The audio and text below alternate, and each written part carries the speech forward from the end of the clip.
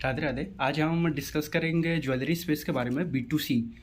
इसमें जो सारी कंपनी है, पीसी ज्वेलर्स है, टाइटन है, कल्याण है, पीएन गडगिल है, थंगामाइल है, ब्लू स्टोन है और सेंको है। तो ये वीडियो स्टार्ट करने से पहले मैं पहले बता दूं, ये कोई भी बाई और सेल रिकमेंडेशन नहीं है। आप अपना रिसर्च खुद करें, फिर आप अपना कॉल लीजिए। डिस्कस करते हैं पहले टाइटन के बारे में। टाइटन ने Q1 FY26 में ग्रो किया है 24% से, जो कि काफ़ी अच्छा है। एक तो उनका बेस भी इतना बड़ा है और स्टोर भी, मतलब पूरे, आई थिंक टाइटन तो हर एक जगह भी अवेलेबल है राइट नाउ। आप कहीं भी देख लोगे जाके, मतलब बड़े बड़े सिटीज़ में मोस्टली हर जगह प्रेजेंस है उनका। और मतलब इतने बड़े बेस पे होने के बाद भी मतलब 24% से ग्रो करना not a joke I think. और उसके बाद फिर बात करते हैं कल्याण का। कल्याण ने ग्रो किया 31% से, काफ़ी इंटरेस्टिंग है कंपनी ये भी। और आप अगर इनका देखोगे तो ये 30, और इन्होंने गाइडेंस जो दिया हुआ है FY26 के लिए 170 स्टोर ये ओपन करेंगे टोटल। कल्याण की बात कर रहा हूँ मैं। और अगला है थंगामाइल। थंगामाइल अगर आप देखोगे तो 27% से ग्रो किया है। ये जो मेनली है ना, साउथ साइड बेस कंपनी है। और इनका जो पैट वगैरह आप देखोगे तो कुछ पैट मतलब ग्रोथ नहीं आया है उसमें। ये पैट उनका डिग्रो हो गया है। और साथ में ऑपरेटिंग लेवरेज वगैरह कुछ नहीं इनको मिला है। और आप अगर इबिट्टा मार्जिन भी देखोगे तो 7% से 6% हो गया है। लास्ट Q1 FY25 में इनका 7% का अराउंड था मार्जिन। और इस बार इनका देखोगे तो आप Q1 FY26 में तो 6% का अराउंड हो गया है। तो इसलिए मुझे उतना कुछ खास इनका डील नहीं लग रहा है। इसलिए मतलब ये है, सेल्स ग्रोथ इनका 27% है, ये काफ़ी अच्छी बात है। बट ये है मतलब कुछ अगर ऑपरेटिंग लेवरेज आपको नहीं मिल रहा है तो फिर I am not interesting in you. फिर अगर बात करें सेंको गोल्ड के बारे में, सेंको ने अराउंड 29% से ग्रो किया है। इनका भी डील मुझे उतना कुछ खास अच्छा नहीं लग रहा है। इसलिए क्योंकि इन्होंने Q1 FY26 में कॉल में बात किया है कि ये FY26 में पूरा साल में 20% के अराउंड ग्रो करेंगे। तो ये 20% मतलब, एक तो आप 6-7 हज़ार करोड़ की कंपनी हो और आप गाइडेंस देते हो पूरे साल का 20% से आप ग्रो करोगे।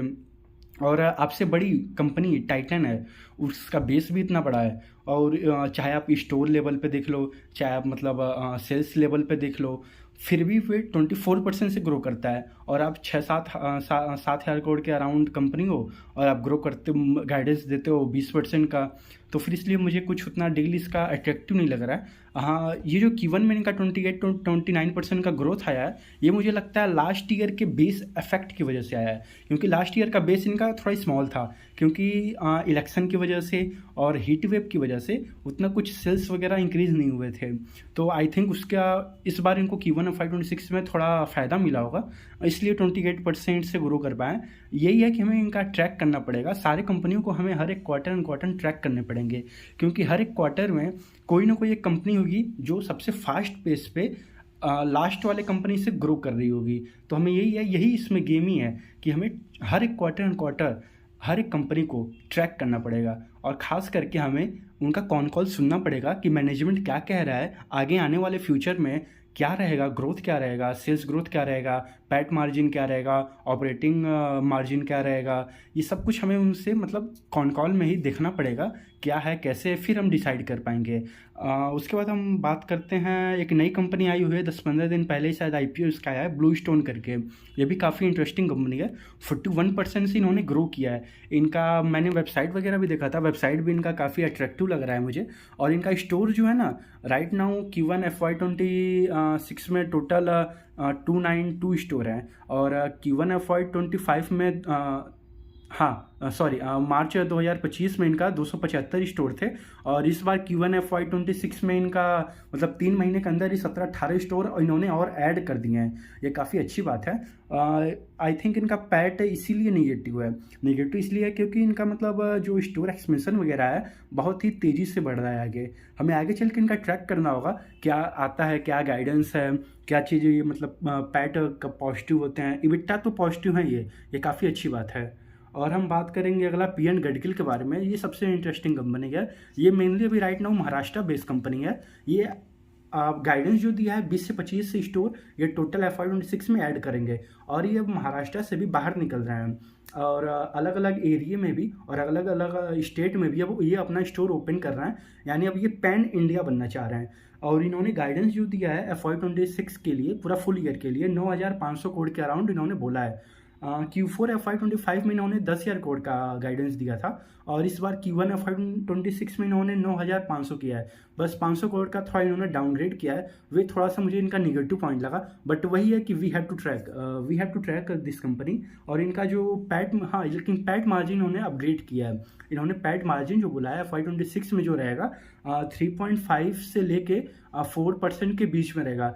अगर हम 4% के अराउंड लेके चलें और 9,500 करोड़ का इनका सेल आता है टोटल FY26 में, तो 380 करोड़ का इनका पैट बनेगा। तो फिर 380 करोड़ के पैट के अकॉर्डिंग इनका जो पी रेशियो आएगा FY26 के लिए 21-22 के अराउंड आएगा, क्योंकि 8,000 करोड़ की कंपनी है राइट नाउ, और ये 380 करोड़ का पैट कर देते हैं अगर, तो फिर मोटा मोटी इनका 21-22 करोड़ का पी रेशियो आएगा इनका। आप देख सकते हैं ये काफ़ी अच्छी लग रही है। और इन्होंने इस बार अगर आप देखेंगे तो रिटेल सेगमेंट जो इनका है 19% से ग्रो किया है, और ओवरऑल सेल में Q1 FY26 में 70% कॉन्ट्रीब्यूशन जो है रिटेल का ही है इनका। और इनका ये जो थोड़ा है ना ग्रोथ में इफेक्ट Q1 में इसलिए आया है ना, कोई फेस्टिवल था जो लास्ट ईयर फेस्टिवल वे था, वे Q1 FY25 में आ गया था। इस बार थोड़ा वे प्रीपोन्ड हो गया था, मतलब आगे ही आ गया था। तो इसकी वजह से आप ट्रैक कर सकते हैं, कंपनी अच्छी लग रही है, क्योंकि मतलब गाइडेंस है ग्रो करने का टोटल ओवरऑल 26-27% से, और इनसे हायर पेस पे कल्याण है राइट नाउ। कल्याण मतलब जो ग्रोथ आ रही है 30-31% का ग्रोथ है। और इनका पी रेशियो अगर आप कल्याण का देखोगे तो 60-70 का पी है, और ग्रोथ रेट है 31 का। तो पेग रेशियो यानी उस हिसाब से आप देखोगे तो मतलब 2 के अराउंड आएगा। और उस हिसाब से अगर आप पीएन गडगिल का देखोगे तो पीएन गडगिल का 26-27% का ग्रोथ है, पी रेशियो आ रहा है आपका 20-21-22 के अराउंड आएंगे पी। और उस हिसाब और नहीं तो और पीएन गडगिल जो है अब पैन इंडिया बनना चाह रहा है, सबसे बड़ी बात ये है। तो आप हमें यही है कि ट्रैक करना पड़ेगा कि मतलब हर एक क्वार्टर ऑन क्वार्टर देखना पड़ेगा कौन सबसे फास्ट फेज से ग्रो कर रहा है। और हम बात करेंगे पीसी ज्वेलर्स के बारे में। पीसी ज्वेलर्स मुझे लगता है एक टर्न अराउंड कंपनी हो सकता है, क्योंकि इन्होंने बोला है FY26 के एंड तक ये नेट डेट पॉजिटिव हो जाएंगे, यानी कोई भी डेट मोस्टली इनका रहेगा नहीं, ये डेट अपना रिड्यूस करते जा रहे हैं। और ख़ास बात ये Q1 FY26 में इन्होंने 80% से ग्रो भी किया है। तो हमें यही है देखना पड़ेगा कि जो मैनेजमेंट ने बोला है ये अपना डेट पूरा जीरो कर पाते हैं नहीं कर पाते हैं FY26 के एंड में। यही है कि हमें सब कुछ ट्रैक करना पड़ेगा।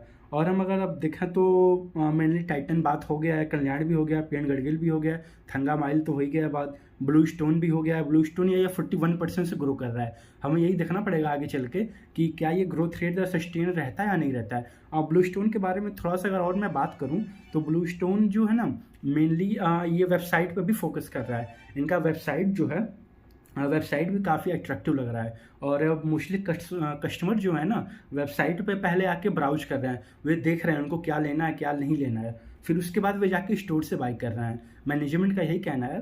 और ब्लू स्टोन का कहना यही है, मतलब मैनेजमेंट का इन्होंने बताया हुआ है कि वेडिंग सेगमेंट जो है, जो वेडिंग सेगमेंट है वहाँ पे ग्रोथ इनको कम दिख रहा है, और जो ज़्यादा ग्रोथ आ रहा है जो इनका वे नॉन वेडिंग से आ रहा है और डेली वियर से आ रहा है। तो फिर आप ट्रैक कर सकते हैं इनका एवरेज ऑर्डर वैल्यू इनका जो आ रहा है इस समय, 1 सेकेंड,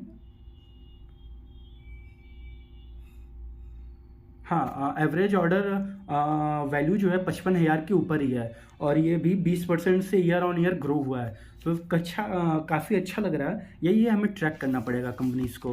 चलिए यहीं तक रखते हैं, थैंक यू।